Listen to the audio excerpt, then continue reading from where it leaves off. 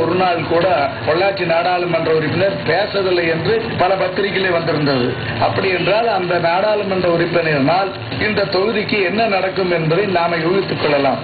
ஆகவே இந்த காலத்திலே எந்த ஒரு சபையிலும், சட்டசபையா இருந்தாலும் நாடாளுமன்றமா இருந்தாலும் மற்ற பஞ்சாயத்து சபைகளா இருந்தாலும் அங்க போய் எந்த உறுப்பினர் அதிகமாக வாதாடுகிறாரோ, எந்த உறுப்பினர் பிரச்சனைகளை எடுத்து வச்சு அவங்கள்ட்ட ஒரு தைரியமாக பேசுகிறாரோ அவர்கள் காரியம்தான் நிறைவேறும். ஏனென்றால் அழுத பிள்ளைதான் பால் குடிக்கும் என்பது நம்மளுடைய பழமொழி. அதனால நாடாளுமன்றத்தில் போய் பேசாம உட்கார்ந்தா அவங்களா கொண்டு வந்து பொள்ளாச்சிக்கிற செய்தி சொல்ல மாட்டாங்க. நாம போய் அந்த இலாக்காவில் இருக்கிற அதிகாரிகளையும் அந்த இலாக்கா சேர்ந்த அமைச்சர்களையும் வற்புறுத்தி ஒரு முறைக்கு 4 முறை அவர்களை வந்து விலக்கி சொல்லி செஞ்சுதான் ஆகணும்ங்கிற மாதிரி வற்புறுத்தினா தான் காரியங்கள் நடக்கும். இதுக்கு முன்னாடி நாடாளுமன்ற சட்டமன்ற உறுப்பினர்கள் எல்லாம் ஜெயிச்ச விற்பாடு அந்த தொகுதியினுடைய பிரச்சனையை ஒரு அறிக்கை கூட வெளியிடவில்லை. ஒரு அறிக்கையா கூட இந்த பிரச்சனை தொகுதியில் இருக்குன்னு சொல்லிட்டு வெளியிடல.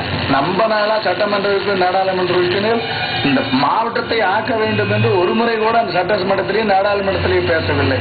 அதே போல காட்டு மிருகங்களால விவசாயிகளுக்கு பாதிப்பு வருதுன்னு ஒரு முறை கூட பேசல. அதே மாதிரி மலையோரங்களில் வாழுகிற மக்களுக்கு வந்து சில ஊர்ல ஐலாண்டு, அதாவது தீவு போல் இருக்குது, அதுக்கு ஏதாவது பாலங்களை அமைக்க வேண்டும் ஒரு முறை கூட பேசல. இப்படி விவசாயிகளுக்கு இந்த காய்கறிகள் விளைவிக்கும் போது காய்கறி பொறுத்தவரையில் என்னன்னா உங்களுக்கு விலைவாசி வந்து நல்லா உயரும், திடீர்னு ஒழுகும். மற்ற பொருளுக்கு அந்த மாதிரி வர அரிசியோ பருத்தி இந்த மாதிரி எல்லா பொருளுக்கெல்லாம் அந்த மாதிரி வராது. அது வந்து இருப்பு வச்சுக்கலாம். இன்னைக்கு விலை நம்ம கீழே போயிடுச்சுன்னா 6 மாசம் 3 மாசம் வச்சு கூட விற்கலாம். காய்கறிகள் அப்படி விற்க முடியாது. அதுக்கு ஒரு குளிர்சாதன கிடங்கு வேணும்னு ஒருத்தருமே பேசவே இல்லையே. பேசினா தானே முதல்ல வருது அதிகங்கிறக்கு. முதல்ல பேசினா தானே வரும்.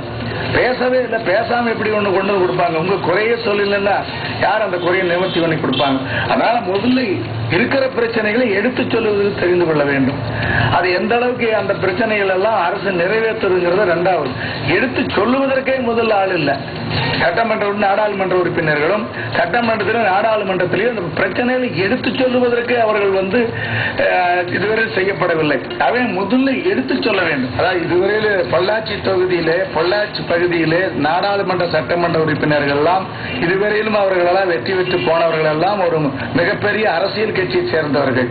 அந்த அரசியல் கட்சியை சேர்ந்தவர்கள் அவர்களுடைய பணியெல்லாம் 5 ஆண்டுகளுக்கும் அவருடைய தலைவரும் தலைவருடைய குடும்பத்துக்கும் தலைவிக்கும் தலைவருடைய குடும்பத்திற்குமே தான் அவங்க சேவை அதிகமாக செய்யறாங்களே ஒழிய பொள்ளாச்சி தொகுதியினுடைய மக்களுக்கு அவங்க சேவை செய்வதில் ரொம்ப குறைவு.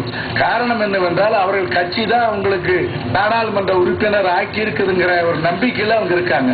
கட்சி தான் அவங்க சட்டமன்ற உறுப்பினர் ஆக்கி இருக்குது. அவங்க தலைவர் இல்லைன்னா நான் நாடாளுமன்ற உறுப்பினர் ஆயிருக்க முடியாது, தலைவி இல்லைன்னா நான் நாடாளுமன்ற உறுப்பினர் ஆயிருக்க முடியாது, சட்டமன்ற உறுப்பினர் ஆயிருக்க முடியாதுன்னு சொல்லிட்டு அவங்க மனப்பூர்வமா அவங்க அதை நம்பிட்டு இருக்காங்க.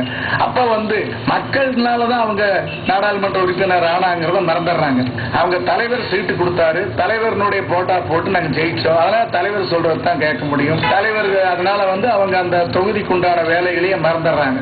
எங்க கொங்குநாடு முன்னேற்ற பேரவை பொறுத்தவரையிலும் மக்களை நம்பித்தான் இருக்கோம். மக்களுக்காக சேவை செய்வது எங்க நோக்கம்.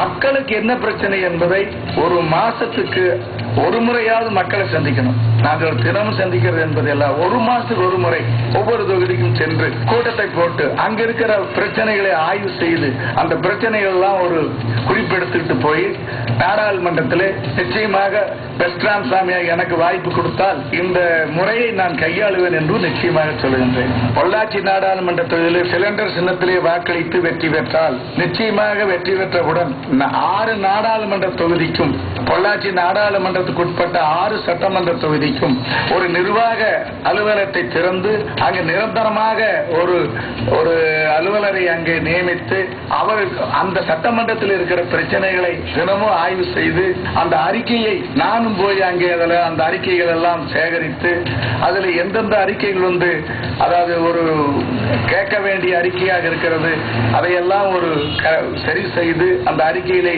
நான் டெல்லிக்கு எடுத்துட்டு போய் நாடாளுமன்றத்திலே நிச்சயமாக அதை போராடுவதற்கு நான் நிச்சயமாக தவறவே மாட்டேன்.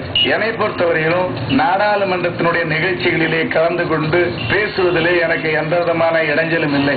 கொங்குநாடு முன்னேற்ற பேரவையின் பொள்ளாச்சி நாடாளுமன்ற தொகுதியில் போட்டியிடும் பெஸ்ட் ராமசாமியாக எனக்கு சிலிண்டர் சின்னத்திலே வாக்களித்து மிகப்பெரிய வெற்றியை தேடித்தர வேண்டும் என்று பொள்ளாச்சி நாடாளுமன்றத்தில் இருக்கின்ற அனைத்து சமுதாய மக்களையும், கொங்கு நாட்டிலே வாழுகின்ற அனைத்து சமுதாய மக்களையும் அன்போடு கேட்டுக்கொண்டு விடைபெறுகிறேன். நன்றி, வணக்கம். தன்னாரே